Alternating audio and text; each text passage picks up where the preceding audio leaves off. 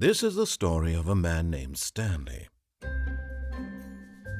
Stanley worked for a company in a big building where he was employee number 427. Employee number 427's job was simple. He sat at his desk in room 427 and he pushed buttons on a keyboard. Orders came to him through a monitor on his desk, telling him what buttons to push, how long to push them, and in what order.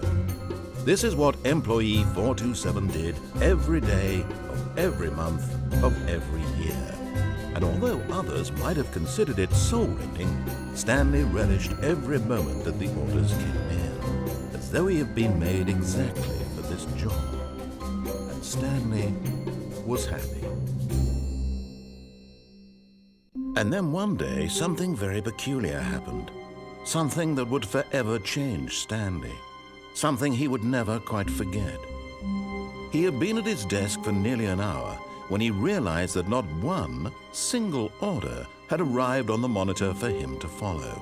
No one had showed up to give him instructions, call a meeting, or even say hi. Never in all his years at the company had this happened, this complete isolation.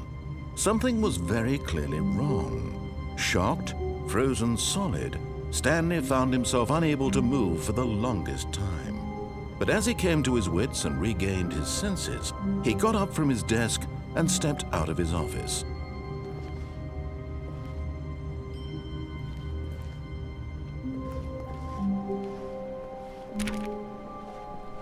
All of his co-workers were gone.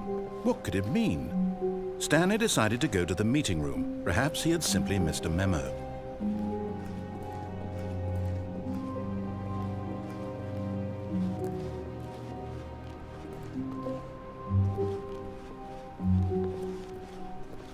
When Stanley came to a set of 2 open doors, he entered the door on his left.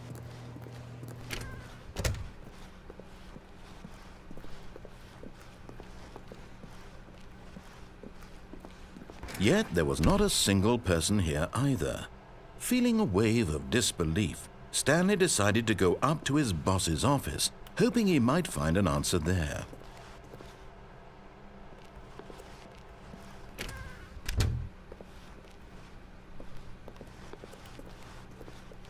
Coming to a staircase, Stanley walked upstairs to his boss's office.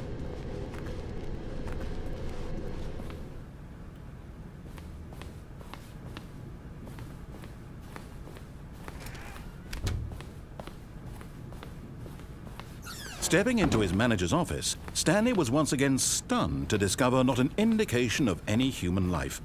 Shocked, unraveled, Stanley wondered in disbelief who orchestrated this. What dark secret was being held from him? What he could not have known was that the keypad behind the boss's desk guarded the terrible truth that his boss had been keeping from him. And so the boss had assigned it an extra secret PIN number, 2845. But of course, Stanley couldn't possibly have known this.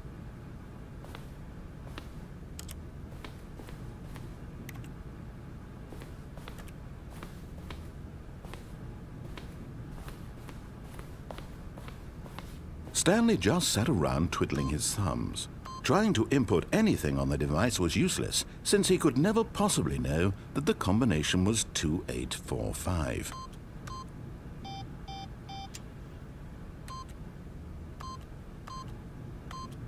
Yet incredibly, by simply pushing random buttons on the keypad, Stanley happened to input the correct code by sheer luck.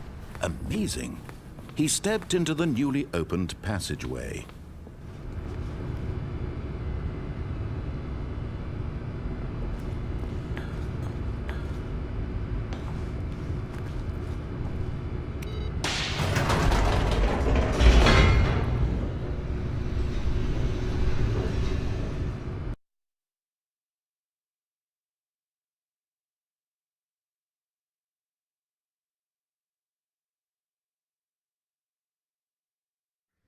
Descending deeper into the building, Stanley realized he felt a bit peculiar.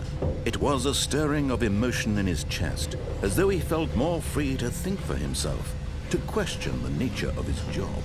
Why did he feel this now, when for years it had never occurred to him. This question would not go unanswered for long.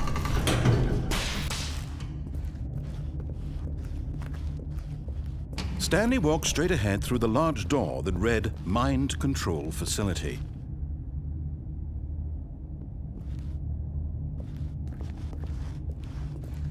Although this passageway had the word Escape written on it, the truth was that at the end of this hall, Stanley would meet his violent death.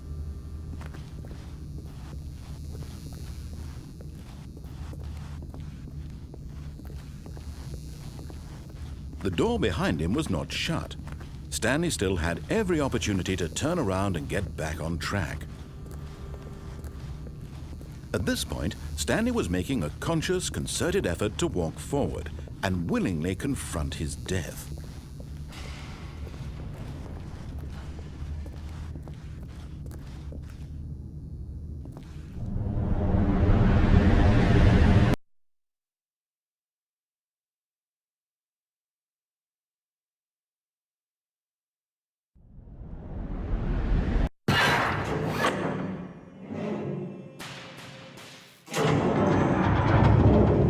As the machine whirred into motion and Stanley was inched closer and closer to his demise, he reflected that his life had been of no consequence whatsoever. Stanley can't see the bigger picture. He doesn't know the real story, trapped forever in his narrow vision of what this world is. Perhaps his death was of no great loss, like plucking the eyeballs from a blind man. So he resigned and willingly accepted this violent end to his brief and shallow life. Farewell, Stanley.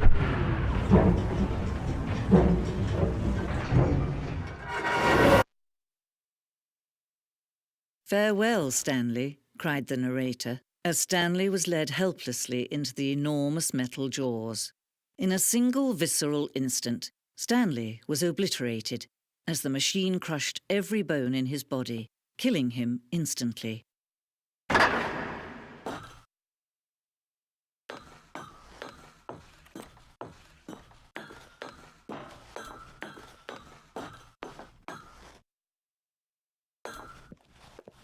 And yet it would be just a few minutes before Stanley would restart the game, back in his office, as alive as ever.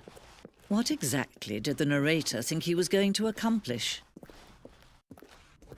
When every path you can walk has been created for you long in advance, death becomes meaningless, making life the same. Do you see now? Do you see that Stanley was already dead from the moment he hit start?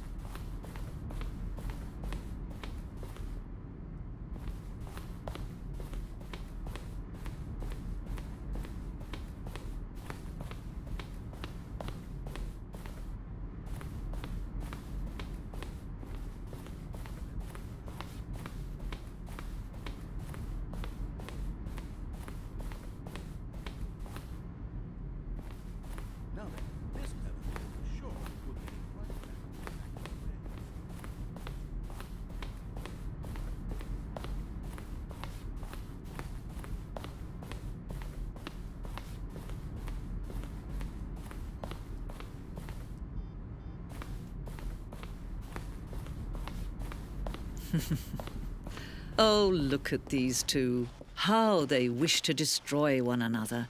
How they wish to control one another. How they both wish to be free. Can you see? Can you see how much they need one another? No, perhaps not. Sometimes these things cannot be seen. But listen to me. You can still save these two. You can stop the program before they both fail. Push escape and press quit.